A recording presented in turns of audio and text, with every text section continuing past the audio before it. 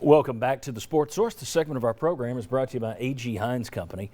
When it comes to your own around-the-house repairs and do-it-yourself projects, you can get your materials, get your tools from the exact same folks that have supplied East Tennessee's biggest contractors for 100 years. A.G. Hines Company. See for yourself in person where they're still doing all of their social distancing, masks, or you can visit them online, or you can just give them a call.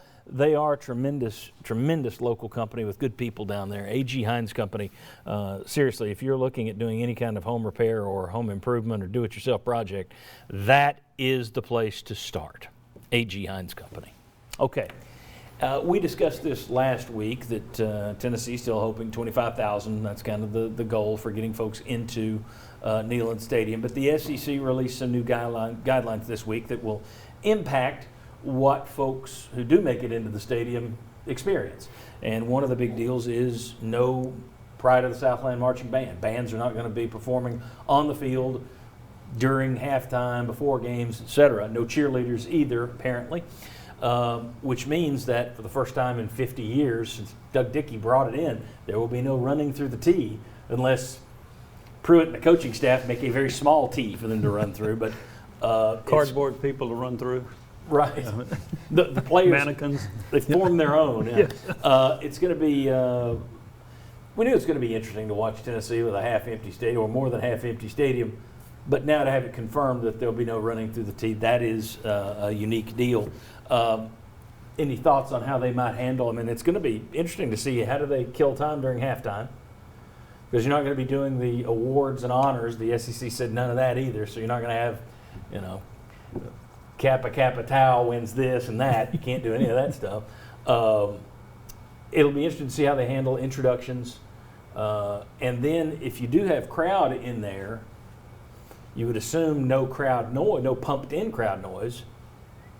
But I haven't heard a word from that on the SEC yet, specifically saying yay or nay to artificial noise. Have I missed anything on that one? I've not seen it. No. There's so many sources now that I always ask, have I missed something? But it'll be interesting to see how they handle this with no bands. What is the game day operation like? Now, my guess is Tennessee does such a good job with it, they'll handle it better than most. But still, for fans, it could be a really weird situation. It'll be very different, and I think the experience will probably feel more like what you would experience at an NFL game if you've been to one before. A lot of it's video board based, and I think this is going to put more on Tennessee's video production crew to kind of provide that entertainment. As you said, it'll be very different without the running through the tee. That's the first thing I think people will notice. But best case scenario was a socially distanced tee. I thought that was maybe possible, but when band formations are all about standing close together, not surprising that it went this direction. So it's going to be a change for everybody, and we just got to get used to it. But I don't know what to expect, because it's going to feel different to everybody, really.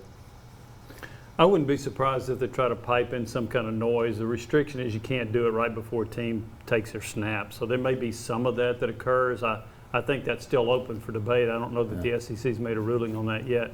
But it is going to be a bit different in the stands to see that. And obviously the situation with you try to distance the fans in the seating area and so forth, that's going to be a little bit odd too. Just the whole thing is different from what we're used to seeing. But getting back to the noise, I think there's a chance we'll have some piped-in noise, or we'll hear more from Sterling Hinton. What about the SEC also came out and said teams have to give a minimum of 500 tickets to the visiting team. My first thought was, why are you even promoting visitors at all? And then I realized, well, you've got parents of the other team who may want to come in. But thoughts on the SEC saying you have to give 500 tickets minimum to your opponent? John, in speaking with Jimmy Delaney of the athletic department, I think those tickets are going to be used, but he indicated that Tennessee fans have not bought tickets to go to road games. They don't think that opposing fans are going to be coming here other than the parents of players and those closely affiliated with the athletic department. So I think that's almost like a moot point of the 500 coming in, but that's a very small number, and I wouldn't expect to see fans of opposing teams or Tennessee fans making road trips. I took it almost as much as like dotting some I's and crossing some T's of how they're going to fill up whatever capacity you have. Like Tennessee at roughly 25%. Well, here is where 500 of those tickets are going to go, but it's more to fit needs of people associated with the athletic department to be there, whether it's parents, family members, staff members that might be there representing the university.